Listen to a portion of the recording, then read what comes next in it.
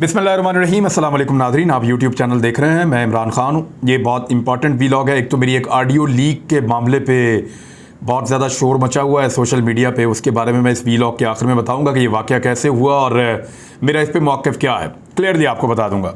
Number 2, Shahbaz शरीफ साहब ने एक जलसा किया बशाम में। ये अमीर मुकाम का इलाका है और अमीर मुकाम बहुत पैसे वाले आदमी हैं और बड़े तरीके से एक जलसा इकट्ठा कर लेते हैं। ये हमेशा इलेक्शन हार जाते हैं, बहुत लंबे अरसे से हार रहे हैं, लेकिन इलेक्शन हारने के बावजूद इनके जलसे ठीक होते हैं। उसकी वजह यह है कि इनके पास पैसा बहुत है, फैक्ट्रियां हैं, बहुत सारे इनके पास मुलाजिम काम करते हैं, तो ये उन सबको जो वर्क फोर्स है उसको लाके बिठा देते हैं, तो एक अच्छा जलसा बन जाता है। मकामी लोग ना भी हों तो ये जलसा बना लेते हैं। अमीर मुकाम इस पूरे रीजन में, मालाकंड में, जहाँ चाहें एक मुनासिब जलसा कर लेते हैं। 5 से 10 हज़ार बंदा इनके लिए इकट्ठा करना ज़्यादा मसला नहीं होता, और इतना ही जलसा था। और वज़ीर आज़म के लेवल के ऊपर ये कोई जलसा नहीं था, या इमरान खान के जो मालाकंड के जलसे हैं उनके मुकाबले में ये कोई जलसा नहीं था। इमरान खान ने अभी इन इलाकों में जाना है तो आप देखिएगा कि कितना बड़ा जलसा वो वहाँ करेंगे। और शहबाज शरीफ के लिए एक बहुत परेशान कुन बात ये रही कि उन्होंने जब ये जलसे के लिए वो जा रहे थे तो जगह जगह पे चोर चोर के नारे लगे। जगह जगह पे लोग जो हैं वो इम्पोर्टेड हुकूमत नामंजूर के नारे लगा रहे थे। जो बसें वैगनें लाई जा रही थी जिनमें लोगों को बिठाकर लाया जा रहा था, उनको देखकर जो मकामी अफराद हैं वो लोटों के, गद्दारों के और चोर चोर के नारे लगाते रहे, इम्पोर्टेड हुकूमत नामंजूर के नारे लगाते रहे। 2 जगह पे फायरिंग के वाक़यात भी हुए और ये फायरिंग करके लोगों को मुंतशिर करने की कोशिश की गई, क्योंकि लोग रास्ता रोक कर वहाँ पे नारेबाजी कर रहे थे। पाकिस्तान तहरीक इंसाफ के लोग या जो आम पाकिस्तानी हैं जिन्हें इम्पोर्टेड हुकूमत के आने के ऊपर गुस्सा है। तो एक तो बड़ी ज़िल्लत अमेज़ ये जलसे की सारी कार्रवाई रही शुरू से ही, और बड़ी अजीब सूरत का सामना करना पड़ा कि लोग उनको जलसा करने के लिए आने ही नहीं देना चाह रहे थे, और फिर ज़बरदस्ती वहाँ पे ताकत के इस्तेमाल से एक जलसा किया गया।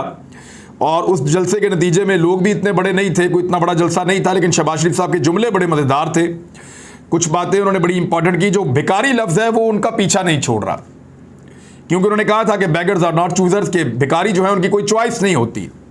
तो उन्होंने कहा मेहनत करके इस मुल्क का भिखारीपन ख़त्म करेंगे। तो आप ही की मेहनत है जिसने इस मुल्क को भिखारी बनाया है, क्योंकि 40-45 साल आपने और आपके ख़ानदान ने यहाँ पर हुकूमत की है, तो मुल्क भिखारी बन गया है। और आपकी कई नस्लें बैठ कर अगर नोटों के ऊपर भी खाना पका पका कर खाएं तो आपके पास इतने नोट हैं, अल्हम्दुलिल्लाह के नोट आपके ख़त्म नहीं हो सकते।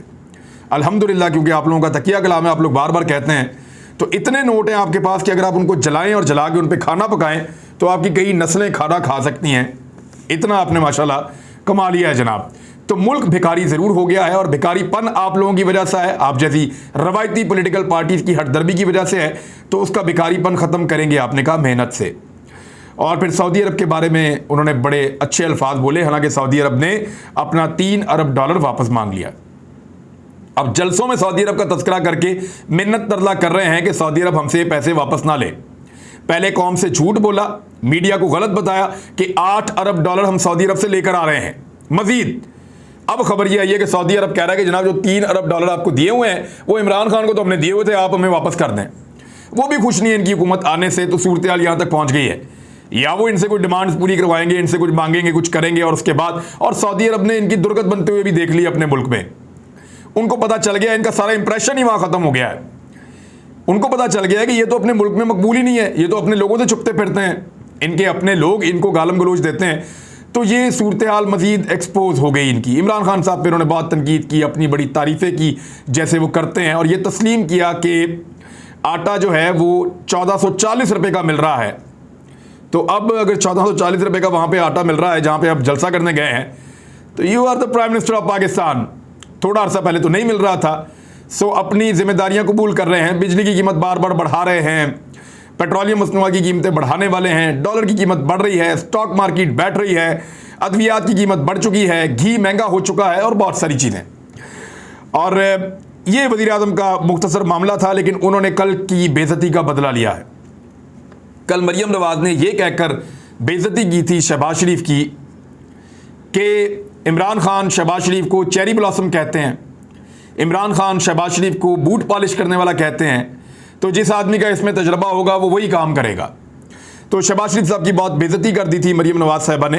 जो स्टेटमेंट था उनका, तो आज शहबाज शरीफ साहब ने बदला लिया है। उन्होंने कहा कि अमीर आदमी पाकिस्तान से बाहर महंगा इलाज करवाता है, और नवाज शरीफ के ऊपर उन्होंने टारगेट कर दिया कि अमीर आदमी पाकिस्तान से बाहर महंगा इलाज करवाता है, और लोगों को ये कहते हुए अपने बड़े भाई नवाज शरीफ को शहबाज शरीफ साहब ने रगड़ा देकर ये ताना दे दिया। तो बदला ले रहे हैं चाची भतीजी एक दूसरे के साथ, तो ये दूसरे के साथ क्या लड़ेंगे, और सूरत हाल जो है वो बहुत अजीबोगरीब रही इनके जलसे के लिए। दूसरी जानब इमरान खान साहब ने भी जलसा किया है, और वो जलसा यूरोपीय ममालिक में, लगभग मगरबी ममालिक में 20 मकामात पर हुआ है। उन्होंने वर्चुअल खिताब किया, ऑनलाइन बड़ी बड़ी स्क्रीनें लगाई गई, कुछ हॉल्स के अंदर, कुछ ओपन एरियाज़ के अंदर, और बहुत बड़ी तादाद में लोगों ने इकट्ठे होकर मुख्तलिफ शहरों में, मुख्तलिफ इलाकों में यूरोप के इस जलसे को देखा। 20 के करीब मकामात, अभी तक 17 बड़े और 3-4 छोटे मकामात जो हैं वहाँ पे ये रिपोर्ट हुआ है। अमेरिका में इसके अलावा स्क्रीन्स लगा के मुख्तलिफ जगहों पे इसको जो है वो लोगों ने देखा है, क्योंकि वहाँ बहुत लेट नाइट था अमेरिका में, लेकिन उसके बावजूद एक दो जगह पे रिपोर्ट हुआ है। अब इमरान खान साहब ने जो ओवरसीज़ पाकिस्तानियों से वर्चुअल खिताब किया, उसमें उन्होंने कहा कि साजिश के खिलाफ ओवरसीज़ पाकिस्तानियों को एहतजाज करने पर मैं खराज तहसीन पेश करता हूँ। अमेरिका को आज़ादाना फैसले करने वाली हुकूमत की आदत नहीं है। मैं एंटी अमेरिकन नहीं हूँ। डोनाल्ड ट्रंप इंतज़ामिया से बड़े अच्छे ताल्लुकात थे। सर्द जंग के बाद हमारे रूस से ताल्लुकात कभी ठीक नहीं थे। पहली दफ़ा रूस के साथ ताल्लुकात बेहतर कर रहे थे। रूस से सस्ती गंदम यानी 30% कम कीमत पर, और तेल भी 30% कम कीमत पर मिल रहा था। भारत भी रूस से सस्ता तेल ले रहा है। रूस दौरे पर अमेरिका नाराज़ हो गया, यानी जो मैंने रूस से दौरा किया उस पर अमेरिका नाराज़ हुआ। बदकिस्मती से अमेरिकन को आदत है जो हुक्म करे पाकिस्तान वही माने। दहशतगर्दी के खिलाफ जंग की 15 साल मुखालफत करता रहा। दहशतगर्दी की जंग में पाकिस्तान को बहुत ज़्यादा नुकसान हुआ। साबिक सरबराह ने एक धमकी पर अमरीकी जंग का साथ दिया। परवेज़ मुशर्रफ की बात कर रहे हैं। पाकिस्तान का 9/11 से कोई लेना देना नहीं था। परवेज़ मुशर्रफ ने किताब में लिखा कि उन्होंने धमकी दी। मुशर्रफ अमेरिका का प्रेशर बर्दाश्त नहीं कर सका। अमेरिका के कहने पर कबायली इलाकों में फ़ौज भिजवा दी। दहशतगर्दी की जंग में 80,000 जानें चली गईं और फ़ौजी भी शहीद हुए। मेरी खारजा पॉलिसी का मकसद किसी और की जंग में हिस्सा लेना नहीं था। यहाँ प्रॉब्लम बन गया। दहशतगर्दी के खिलाफ जंग में हमारी कुर्बानियों को सराहने के बजाय हम पर इल्ज़ामात लगाए गए। हमारे कबायली इलाके उजड़ गए। अब दोबारा कह रहे थे कि फिर जंग में आ जाओ, तो मैंने नहीं माना और ना मैंने मानना था। जुलाई अगस्त में मैं समझ गया था कि कुछ प्लानिंग हो रही है। अदम एतमाद के दौरान हमारे लोगों को ख़रीदा गया। मंसूबे के तहत ताकतवर फोर्सेस बैठी थी कि इनको सज़ा नहीं होने दे रहे थे। हमारे सफ़ीर को धमकी 22 करोड़ अवाम की तौहीन है। कहा गया अगर इमरान खान बच गया तो नताइज भुगतना होंगे। धमकी के अगले दिन अदम एतमाद आ गई। मुल्क में मीर जाफ़र मीर सादिक उस साजिश में शामिल थे।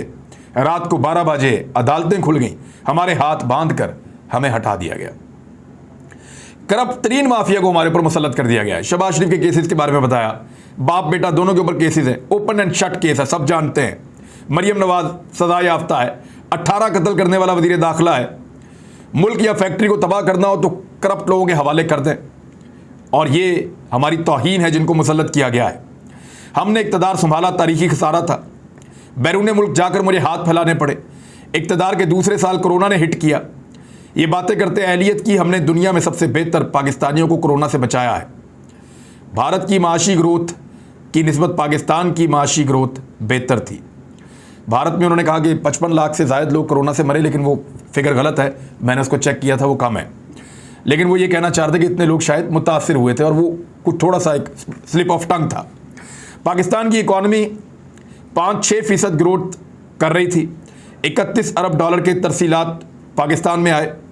हमारी हुकूमत में तारीखी टैक्स रेवेन्यू इकट्ठा हुआ। एक्सपोर्ट्स तारीखी नौयत पे चली गई। दिवालिया होने वाले मुल्क की इकॉनमी को हमने ठीक कर दिया। किसानों को पहली दफ़ा हमारी हुकूमत में बहुत बड़ा फ़ायदा हुआ। हमारी हुकूमत तब गिराई गई जब मुल्क उठना शुरू हुआ, तरक्की कर रहा था। ये भी साजिश थी। हमारी हुकूमत तमाम मुश्किल वक्त से निकल चुकी थी। अब लोगों को फ़ायदा देने का टाइम था। अपने मीडिया से पूछता हूँ, अब महंगाई किधर गई? हमारी हुकूमत से ज़्यादा महंगाई हो चुकी है और तारीखी महंगाई हो चुकी है। अब आवाम से महंगाई के बारे में क्यों नहीं पूछा जाता? आप माइक लेकर क्यों नहीं निकल जाते? लोगों से क्यों नहीं पूछते कि कहाँ है नया पाकिस्तान? हमारे दौर में तो पूछते थे कहाँ है नया पाकिस्तान। माइक लेकर जाते थे, लोगों से जाकर कहते थे। हमारी हुकूमत में थोड़ी सी महंगाई होती तो खबरें चलती थी।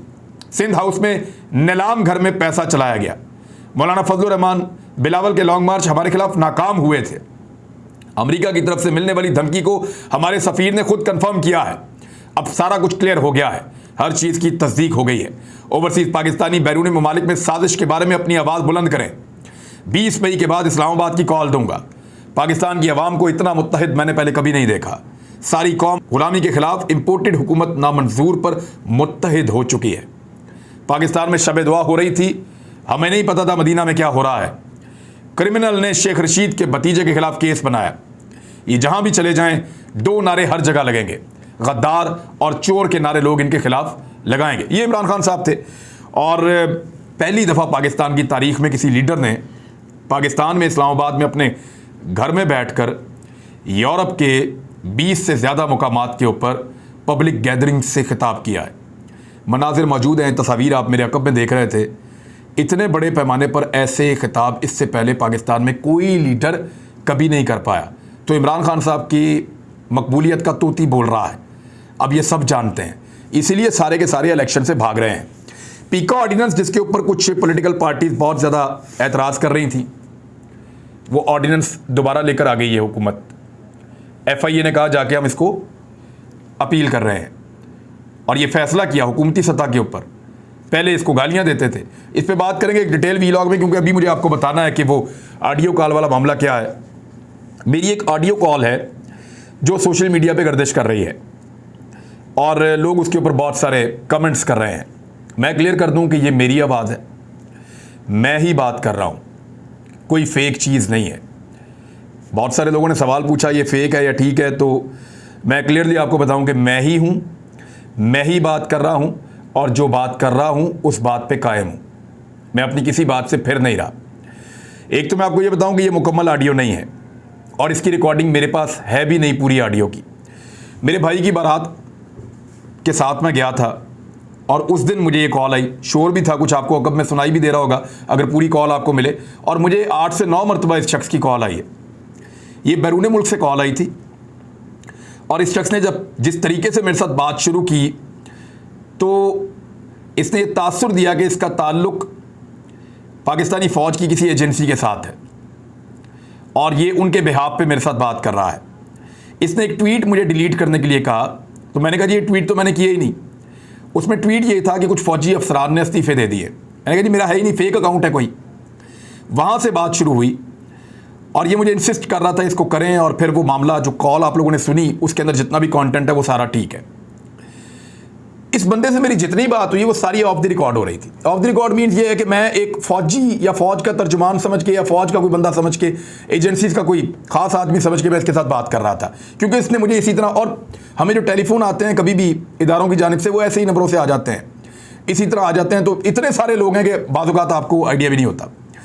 अब मुझे नहीं पता कि ये बंदा कौन है, मैं इसके बारे में नहीं जानता। हो सकता है ये एफिलिएटेड हो सकता है ये एफिलिएटेड ना हो, आई डोंट नो।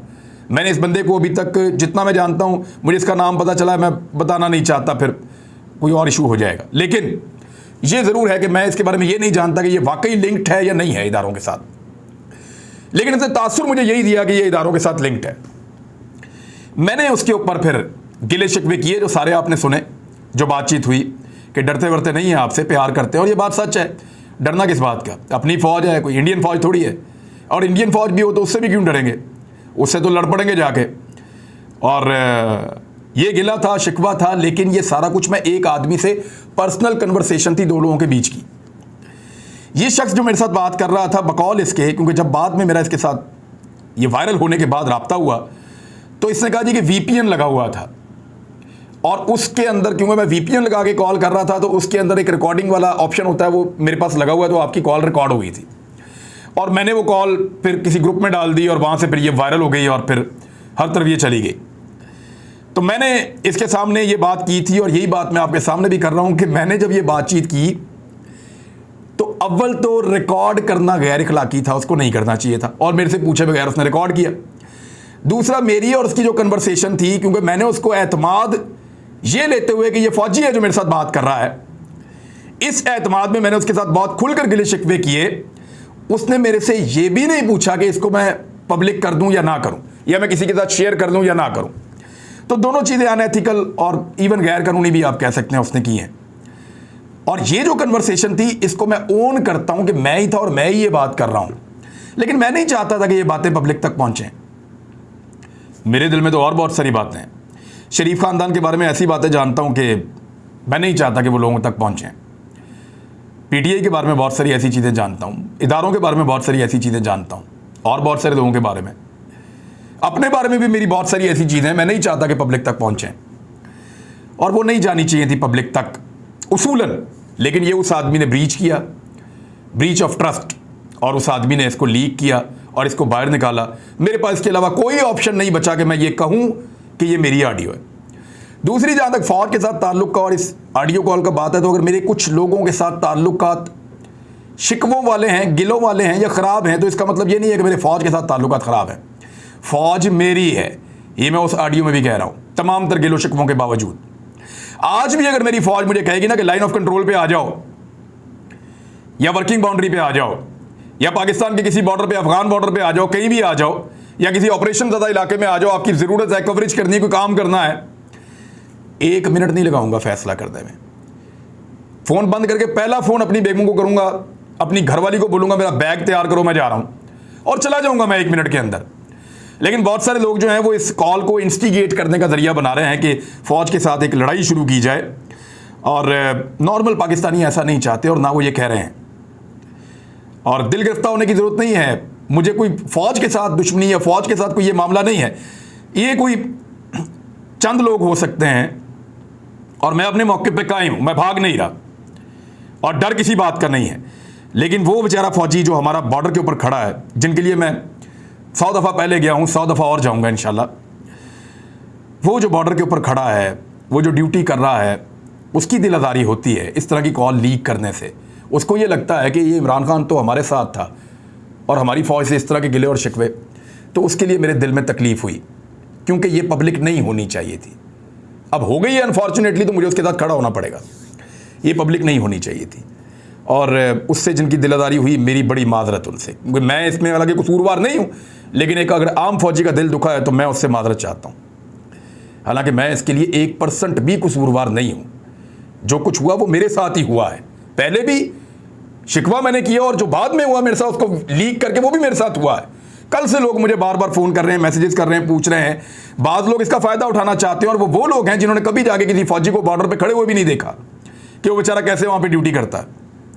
अनफॉर्चुनेट है, बदकिस्मती है, लेकिन मेरी फ़ौज थी कल भी, आज भी मेरी फ़ौज है। मैं इस फ़ौज को कल की तरह ओन करता हूँ, और उम्मीद करता हूँ कि फ़ौज भी मुझे वैसे ही ओन करती होगी। ये बीच में इस तरह के जो वाक़यात हो जाते हैं, या अगर कोई किसी चीज़ से मुझे मना करता है, तो बोलूँगा तो वैसे ही मैं जैसे मैं बोलता हूँ।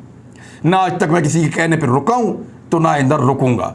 और ये इस बात का सबूत है, ये कॉल जिसने भी बाहर निकाली गलत किया उसने, लेकिन प्रेशर हो भी तो मैं वही कहूँगा जो मुझे कहना है। अब तक के लिए इतने, अपना ख्याल रखिएगा, अपने इस चैनल का भी। अल्लाह हाफ़िज़।